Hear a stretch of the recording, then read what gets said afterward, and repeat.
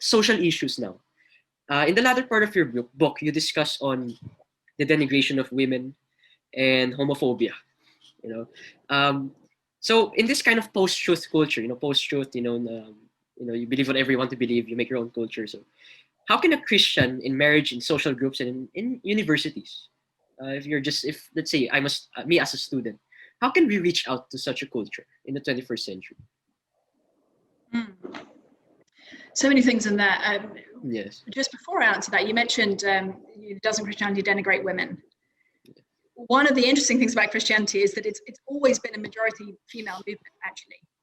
So in the Greco-Roman world into which Christianity was born, it seems like the empire was as much as 2/3 male, because a lot of women died in childbirth, and a lot of baby girls were just left out to die.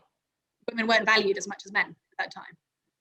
And yet the early church, from what we can tell from sort of archaeological and historical records, seems to have been as much as 2/3 female.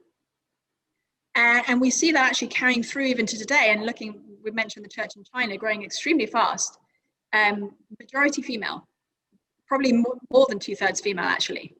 So this idea that Christianity denigrates women, it misses the ways in which Jesus actually was the reason that we think that women should be equal to men in the first place. Because in the ancient world, really nobody thought that. So it was very much a Christian idea. And we look at the fact that the majority of Christians throughout history and throughout the world today are women. And we have to think, okay, what if instead of denigrating women, this is actually the greatest movement of and for women in all of history? And then we look at the questions around sexuality. And if we look historically and start with the early Christian movement in the first century, it's easy for us to think that there was this, there's always been this idea that there should be one man and one woman sort of faithfully married together. And that's kind of the default setting. And it's only been in the last few decades since, the sexual revolution in the 1960s, people have started to think outside of that. But actually, if we look at the first century, if we look at the Greco-Roman world that Christianity was born into again, men were not expected to be faithful to their wives. It was fine for them to sleep with other women. It was actually fine for them to sleep with other men as well. And the idea that a man should not only be faithful to one wife, but actually, as the Bible puts it, pour himself out in love for her. That husbands should love their wives as Jesus Christ loved the church and gave himself up for her on the cross. It's a completely crazy idea in the first century. People would have, like the Romans would have laughed at that idea. And one of the strange distinctives of Christian sexual ethics was a kind of universal love, but a very specific space in which sex belonged. That was only a marriage between a man and a woman. And so one of the early commentators said, Christians they make really large tables to have lots of people around for a meal, but they only have like a very narrow bed just for the husband and wife to sleep together, right? So there's always been this sort of countercultural sexual ethic coming out of Christianity. And today it's very countercultural as well. I don't know as much about the context in the Philippines today, but certainly where I live in Cambridge, Massachusetts, the idea that of saying it's not okay for two men or two women to marry each other for Christians seems like immoral here. That seems like a kind of terrible and immoral thing to say. But actually, from a Christian perspective, the reason for that is because marriage has always been designed and intended by God from the very first to be a picture of his love for us. And that's a love across difference. So the Old Testament pictures it as God as a faithful husband, Israel is often an unfaithful wife. In the New Testament, Jesus says he's the bridegroom. And then the Apostle Paul says that Christian marriage is meant to be like a little scale model of Jesus' love for his church. And that's a love across difference. Now this, people sometimes say, well, you only think that because you want to. You're already homophobic. You're already sort of fearful and loathing of gay people. And so you've come to the Bible looking for that answer. Actually, I've always been more attracted to women than men. And if I were not a Christian, I'm pretty sure I'd be married to a woman today rather than to a man. That's just been my experience since childhood. And so if I had come to the Bible, I didn't come looking to see that marriage is only between a man and a woman. I would have been very happy to find that the Bible didn't really say that. As some people now will say, well, the Bible doesn't really say that for Christians, gay marriage is not an option. But actually, as I've read and understood more and more of the Bible, I've been more and more convinced that no, it really does say that. But again, I think that the fun thing I want to say there is the mistake people sometimes say is then to say, okay, well, the Bible condemns same-sex love and relationships.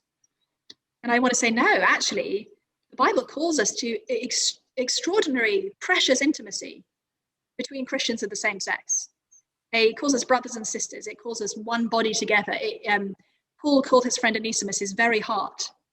I don't know if you could imagine saying that to one of your male friends, you're my very heart. There's this incredibly high calling of love between believers that the Bible gives us. But it's not a sexual love. Paul, who said marriage was so special, it was like meant to be a picture of Jesus' love for his church. He also said that singleness was even better. Not because he just wanted to be all by himself all the time, but actually he was able to serve Jesus in a whole complex web of loving relationships with other believers, most of them male, some female, for sure, like a mix. But we need to, I think one of the ways that the church has often gone wrong is kind of acting like marriage is the only thing or the most important thing, and forgetting what the Bible says about the loving community that we should have between believers, not sexual, but deeply loving community. So that's the reason why you end that social issue with call this that Jesus is our ultimate our lover. Basically, I think that's one of the things. And you also mentioned about I'm the resurrection, the life. I think it's always been Jesus as the focus, as the main foci for social and social context. And I like what you said there. I mean, it's very crucial that well, it depends. Actually, I think it depends on how people use the word same-sex marriage. Because I think it's socially speaking, it's like could be involvement of not actually social factors, but could be for reproduction. But actually, socially speaking, the Bible actually promotes what you said as there's a tie between same sex as in the form of love, brotherly love, sisterly love. Yeah, and it's not the difference is the two differences are: one, it's not sexual, and two, it's not exclusive. So I can have, and I do have, multiple really close female friends, and it's really important that that it's not like, oh, this is just my one female friend who I really, really love, and everyone else doesn't matter so much. Actually, that's not a very healthy, especially for somebody like me who's sort of predominantly attracted to women. That's not really a healthy way of going about life as a Christian. So whereas marriage is exclusive, I'm only meant to be having the relationship I have with my husband with one man. Friendship is actually designed to be a sort of non-exclusive thing, very, very close and loving. A little bit like parenting. I have 3 kids, and I love each of them very intensely, and I have a very special relationship with each of them. But I don't just love one and kind of forget the others. And people I know who have more than 3 children feel like your heart just kind of expands. You just grow extra love for the extra child, right? And that's how if we're Christians, that's how we should operate in friendship. But yeah, as Christians, as we're going through suffering, we may not understand why right now. Like, why is this particular thing happening to me right now? And the Bible doesn't promise us that we're going to understand that. But it does promise us that if we trust in Jesus, that one day he will wipe every tear from our eyes. We believe in the man who can call people out of the grave just with his words. We believe in someone who rose from the dead himself and promises us resurrection bodies one day with him. So no matter what happens in our lives today, we know that the ending, if we follow Jesus, is going to be incredibly happy. And conversely, if we're not following Jesus, if Jesus is who he says he is, and we have turned it and we've rejected his offer of mercy and forgiveness and the death that he died for us, however happy our lives are today, however happy our lives are for the next 50 years, one day we will die and we will face his judgment, and our eternity will be incredibly unhappy. So I think sometimes when I'm reading a book, really hard and painful things will happen to the character. Depending on the kind of book, I'll either know, well, this is the sort of book that's going to end happy, or this is the sort of book that's not. And if it's the kind of book that I know is going to end happy, I can have a hope for that character they can't have for themselves, because they don't know they're in the story. They don't know who's writing it. And similarly, as a Christian, I know that the person writing my story loves me enough to die for me, and loves you enough to die for you, and so has incredibly good intentions for your ending. From an atheist perspective, there is no story. There's no meaning to your suffering or mine. There's no actual meaning to you or me. We're just a random collection of atoms and molecules, here today, gone tomorrow.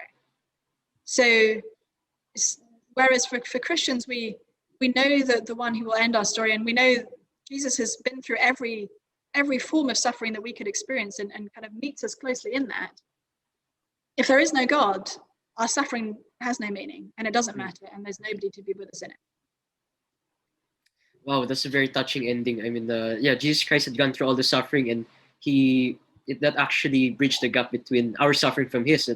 That nothing compares his suffering to his suffering, and it's actually marvelous that he brought meaning to suffering through his death on the cross and him conquering the grave. Oh man, Dr. Rebecca, it's been a wonderful Q&A session. I want to hear your final thoughts, and how can the viewers keep in touch with you? Yeah, well, it's been lovely to be with you as well. If people are on Twitter or Instagram, I'm on both of those platforms at Rebecca McLaughlin, I think. As you mentioned, I have a couple of books coming out in the next few months, The Secular Creed and 10 Questions Every Teen Should Ask. So if you have kids, or if you want to think more about some of the particular claims in the Secular Creed, I'm looking at the 5 claims: Black Lives Matter, Love is Love, women's right to human rights, the gay rights movement is the new civil rights movement, and transgender women for women. So if you're interested in any of those kinds of ideas, that would be a hopefully useful book for you. Friends, thank you very much for watching. Please subscribe to our channel, The Fellowship League, and also please click the bell button to receive all of our valuable content in this channel in your notifications. Moreover, we have a Fellowship League page, Facebook page. Please do like and follow and share this page to your friends and families and loved ones who need the encouragement, the facts, the cross, and discourses, fun-filled, with comfort, with intellectual facts and factual discussions for you guys. Thank you very much, and God bless you all.